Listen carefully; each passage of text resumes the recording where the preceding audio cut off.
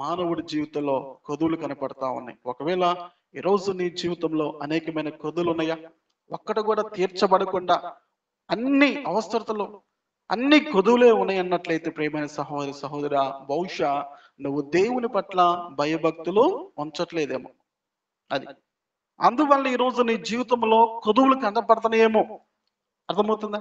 నీ జీవితంలో కొదువులన్నీ తీర్చబడాలంటే నీవు నేను ఆయన పట్ల భయభక్తులు కలిగి ఉంటే తప్పకుండా ఆయన ఏం చేస్తాడు? మన కొదువులన్నిటిని కూడా పిల్లరా దేవుడు తీర్చగల దేవుడు. దేవుడు నామనికి మహిమ కలుగును గాక.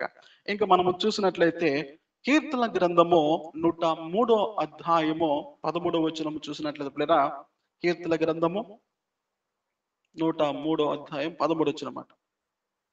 తండ్రి తన కుమారుల ఎడల జాలిపడినట్లు యెహోవా తన యందు భయభక్తులు గల వారి ఎడల జాలిపడును. దేవుడు ఎవరి పట్ల జాలి పడతాడంట? చెప్పండమ్మా. దేవుడు ఎవరి పట్ల జాలి పడతాడంట? కుమారుల ఎడల. తండ్రి కుమారుడెల్లా జాలి పడినట్లు, తండ్రి కుమారుడెల్లా జాలి పడినట్లు కింద లైన్.